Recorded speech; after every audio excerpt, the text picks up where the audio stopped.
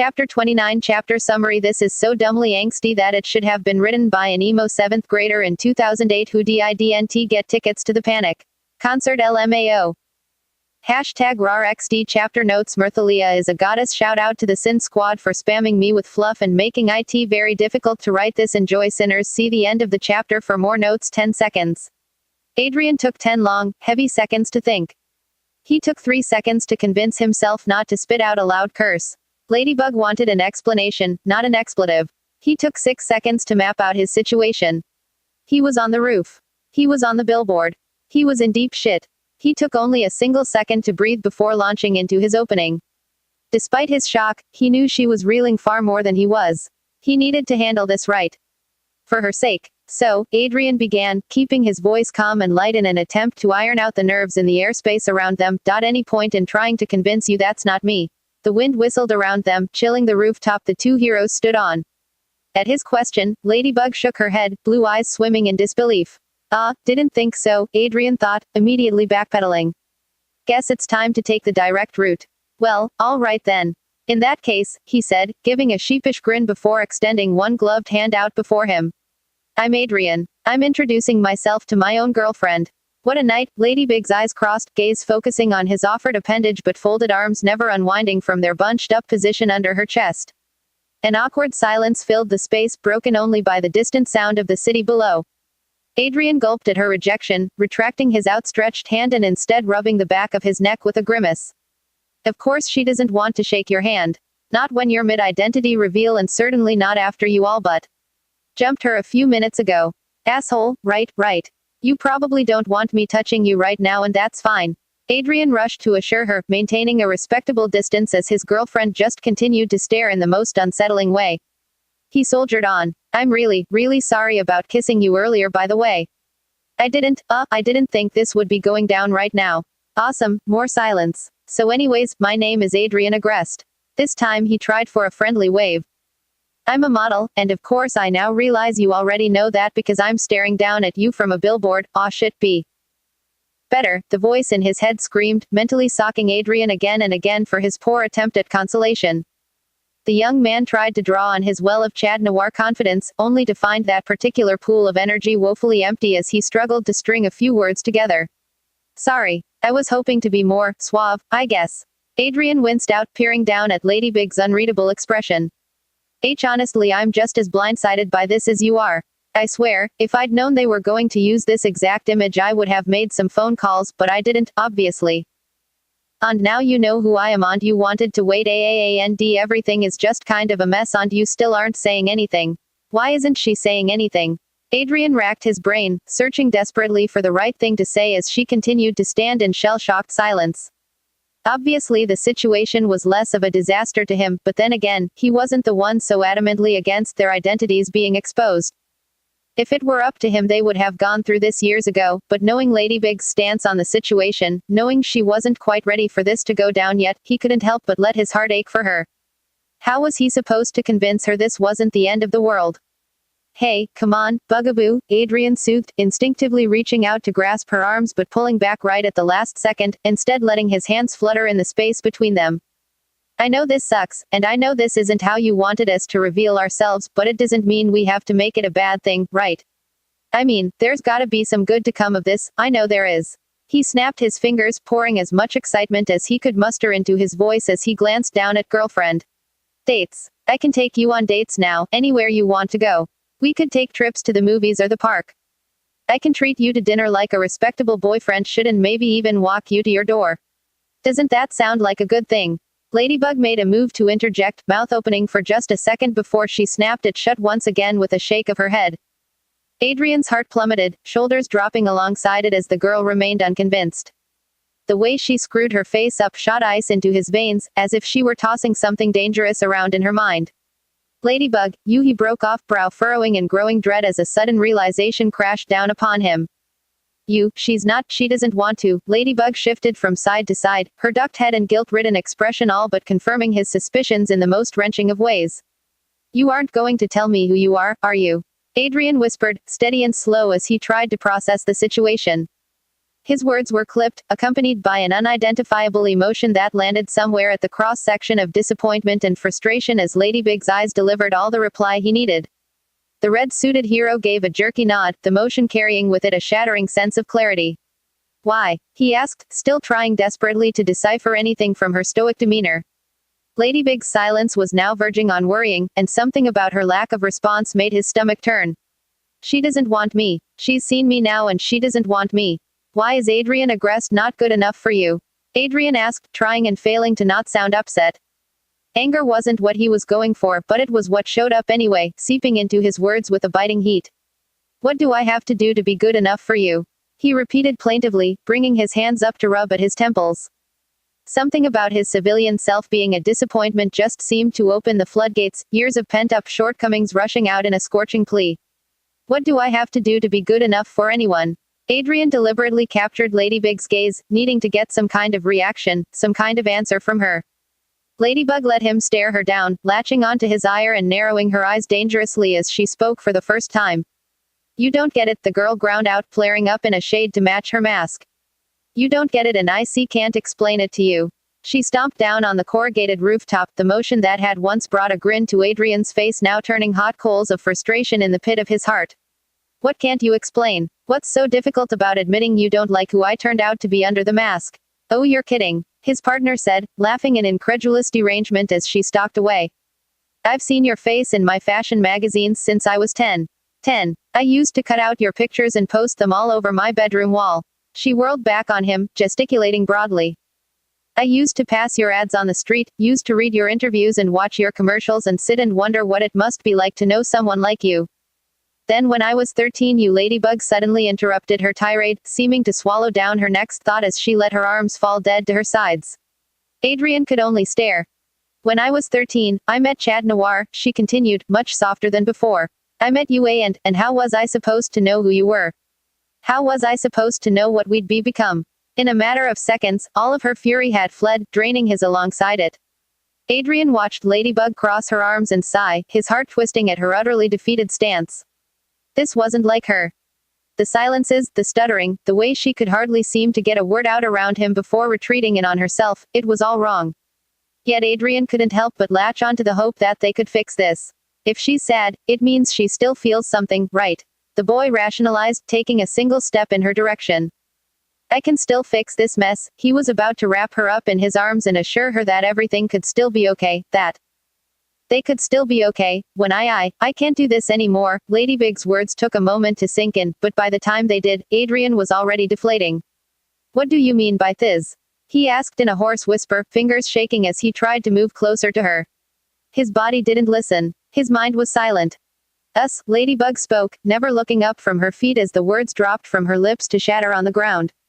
I don't think I can do us right now. Us, his mind echoed, the phrase repeating until it created a grating screech against his eardrums. Normally, hearing her say that word brought on a flurry of giddy excitement. Now, it all but broke him. No, please, God, no, you're breaking up with me. Adrian wasn't sure if his whispered words were a statement or a question, so he just let them dangle, feeling their steely weight dig into his heart with the harsh grip of realization. I'm not. Ladybug swallowed thickly, seeming to gather up her thoughts. I'm not breaking up with you. I need some time. Time away from me. Adrian clarified, knowing the answer even as the question flew from his mouth. Time to think. Away from me. Yes. There was another silence. I still love you. It was perhaps the worst thing he could have said in that moment, but Adrian might have imploded if he didn't let the words out. If he didn't remind her. He'd always remind her. You shouldn't say that, Ladybug murmured, voice cracking on the last syllable in a way that drained all the bite from her retort. She was still slouched over, lips between her teeth and looking smaller than Adrian could ever remember seeing her. The usually so proud heroine trembled like a leaf, seeming like she might blow away with the next big gust of wind. But I mean it, Adrian said. His heart still thudded painfully in his chest, but it was a dull ache compared to the sight of her so shaken. I really do love you. You can't possibly know that. Ladybug shrilled, making the young man jump with her sudden volume. Why not? Why can't you just believe me when I say I love you? Because you don't even know me. You don't even know who you're talking to under this suit. He should have kept his mouth shut after that. He should have just stayed silent and let her simmer. But black cats were unlucky for a reason. so he spoke. Well, whose fault is that? Ladybug shifted away from him then, wincing at the sting of his words in a way that almost made Adrian want to shovel them back into his mouth. Watching her pace away was torture, but the physical distance was nothing in comparison to the emotional gulf that now spanned between the heroes. Adrian felt the past few months melting away with a sharp pang, felt all the closeness and comfort the pair had come to cultivate being torn further apart with each hollow step his partner took. August had never seemed so long ago as it did on this October evening.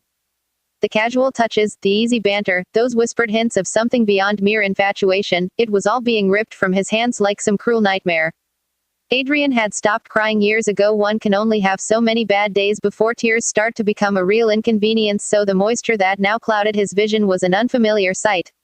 He'd forgotten he even knew how to cry. I need time, Ladybug repeated, so low that Chad had to strain his heightened senses to hear her across the distance between them. I need time and I need space. And I need it away from you. Each little word was a bullet lodged in his shattered ribs, the barrage of fire never ceasing as Ladybug edged her way ever farther from him. She'd been his princess in his arms, his lady by his side. Yet it was a stoic heroine who spoke from the lip of the roof. Please don't call me, and work-related texts only. Ladybug's words were clinical, precise, and somehow their metallic tone made Adrian wish she would scream at him again. At least her yelling had heat, had some semblance of a feeling person behind it, had some echo of her usually vivacious self. Now she was colder than the night air surrounding them. Patrol, Adrian murmured, not trusting himself to speak more than one word at a time. Cancelled. Akuma, I'll keep doing my job if you keep doing yours, she said, pulling her yo-yo from her hip as her tired eyes scanned for a ledge.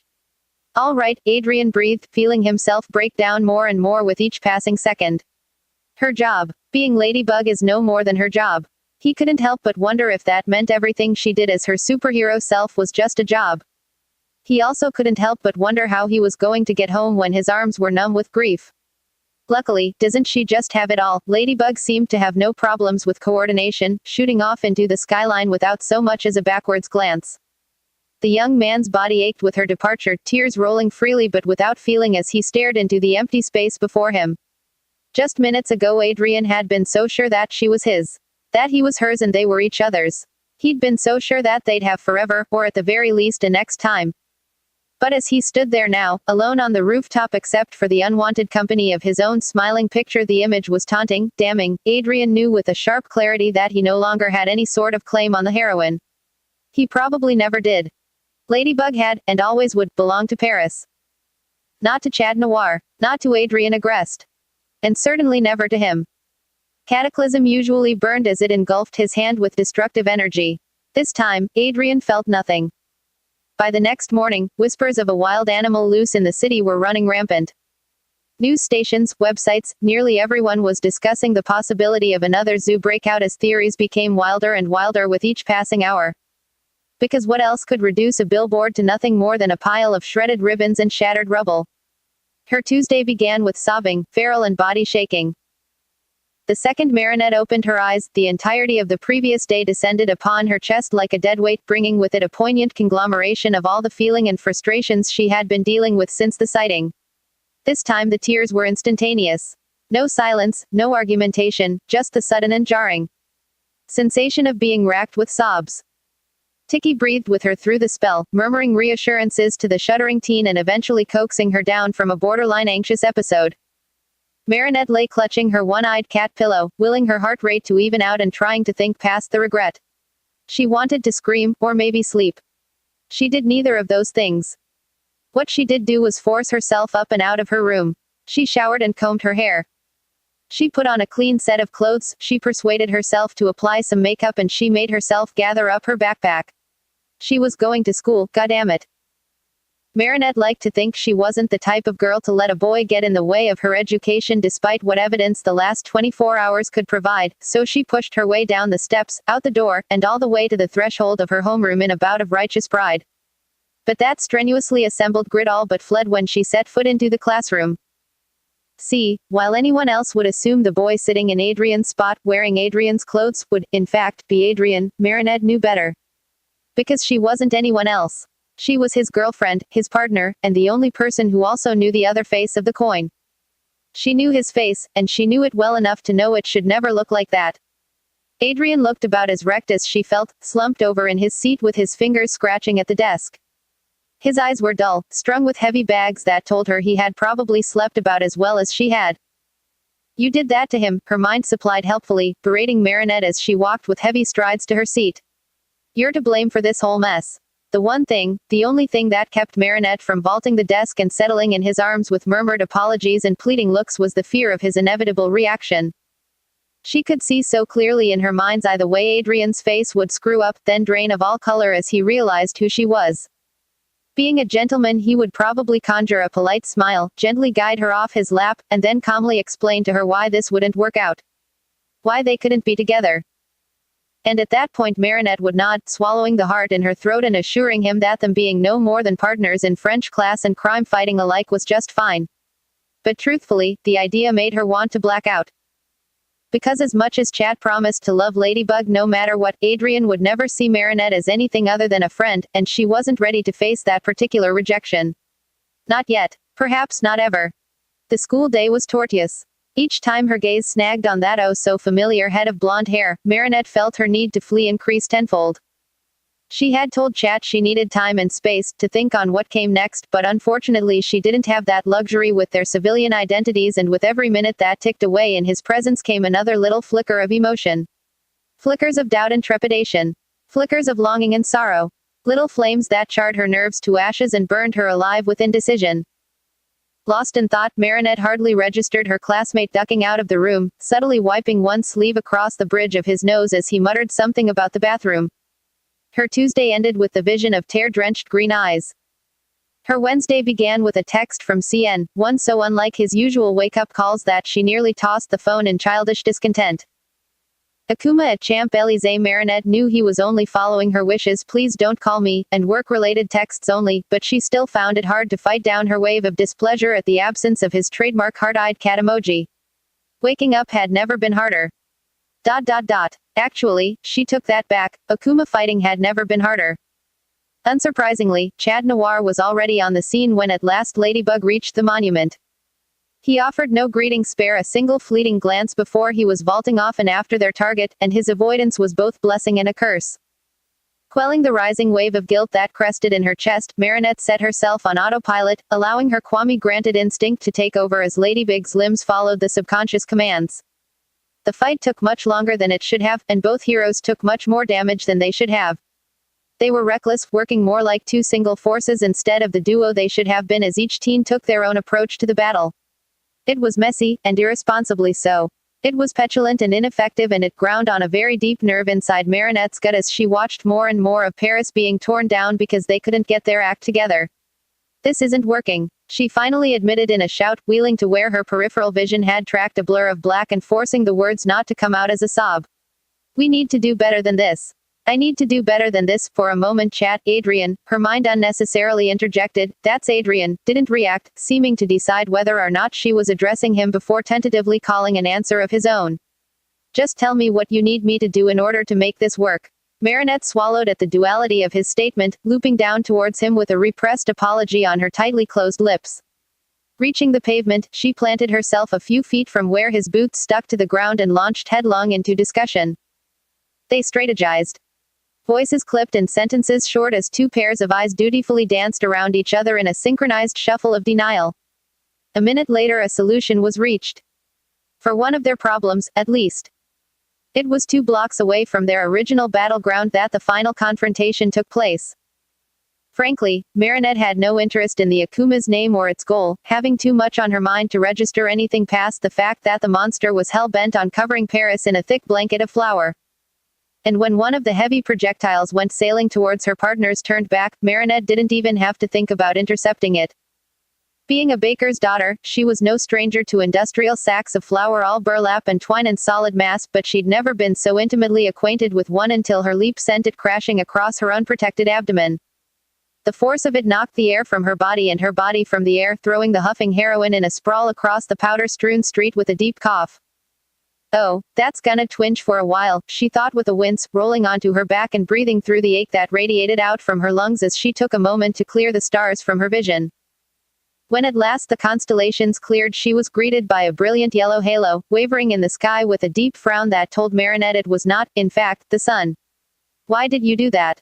Chad hissed, kneeling down immediately to cup one hand around her abdomen and outright ignoring the fact that there was still a raging monster bent on destruction just yards away. Marinette bit back her "because I care about you," instead flinching as his touch raised a thrumming pain along her body. Chat, Adrian, lightened up at once, the scowl sliding off his face to be replaced by such a tender expression of concern that Marinette had to look away for fear of melting under its concentrated warmth.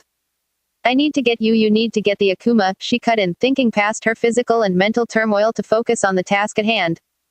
"I'll be up in a few minutes, and it would really help me if you managed to grab the cursed object by then." For a second it looked as if he were about to argue, but her partner ended up giving no complaint. With one last lingering caress of her ribs could he feel the way her heart beat beneath his gloves. Chad Noir sprinted down the street, leaving Marinette to force down her discomfort with gritted teeth and a hiss of breath. Luckily for her, corporeal pain was much easier to work through than its emotional counterpart. The fight resolved quickly after that, her partner sealing his end of the bargain with stunning speed and ferocity as he delivered her the rolling pin only minutes later. Marinette wrapped it up from there, dazzling the gathered crowd with her healing magic while she tried to not let anything show on her face as she tossed the artifact upwards in a burst of light. The fans screamed, chanting for their heroes to embrace in a bittersweet cheer that made Ladybug's fabricated smile sting her face. With a quick glance of shared understanding, she and Chat slid up beside each other, the boy draping a dead arm across her tension-filled shoulders as they played the happy couple. It took everything Marinette had not to burrow into his side and never come out. Her Wednesday ended with a white butterfly, a bruised rib, and a meaningless fist bump for the cameras. On and on it went. Mornings and evenings of conflicted contemplation, afternoons filled with nothing but dread, midnights that brought out the longing in her, until she inevitably gave in and reread the last text he'd sent her before she'd made a mess of everything. Of course, my love 3 it seared her in more ways than she could count. To her infinite shame, Marinette couldn't actually recall the first time Chad Noir had declared his love for Ladybug. It had to have been sometime after they reached high school, perhaps even the summer before, but she couldn't seem to pin down an actual date. There had never been a grand poetic confession on his part, no swelling strings and narrowing spotlight as time froze around them. There wasn't really anything to make the alarms go off in her mind like, hey, this person is in love with you. In fact, Marinette was about 75% sure his first "I love you" came when they were joking around after patrol, the endearment slipping out amongst their laughter to flow organically through their banter. From there it had just become a part of the cat's natural vocabulary, dropping as easily from his tongue as any pun as the declaration morphed more into a well-known truth. That was a catastrophe, wouldn't you say, my love? Your jokes aren't even remotely funny, but it's a good thing I love you anyway. Right, Buggy? Oh please, my love for you could outmatch an Akuma any day. Those were the times Ladybug never seemed to catch the sincerity of his words, their burning truth buried beneath a snarky smile and a lilting tone. Of course she saw it now, in the bittersweet clarity of 20/20 hindsight, and the realization made her want to go back and scream, "It's him! It's him!" She'd scream to middle school Marinette, startling the girl from where she sat staring at the blonde head sitting before her in class. "It's him!" she'd cry, smacking pre-summer Ladybug over the head as she rolled her eyes at one of Chat's hidden declarations. "It's him!" she'd beg and bide and plead, chastising the girl who'd left him standing alone on that rooftop just a few days ago. "It's him, and you know it." For years Chad had shown her his affection, never once withdrawing his adoration due to a lack of reciprocation but instead continuing to love her regardless. Not because he was holding out for a change of heart, not in some attempt to wear her down and strike when she was weak, he quite simply continued to love her as a reminder, unhurried and without remorse or expectation. He loved her when she was oblivious to his feelings. He loved her while she knew. Hell, he even loved her after Ladybug had all but said she didn't want to see or hear from him. But most of all, Adrian had said he'd love her no matter who she turned out to be under the mask. And, needless to say, that was the one that dug at Marinette the most. Chapter and notes EVERYTHINGISFINE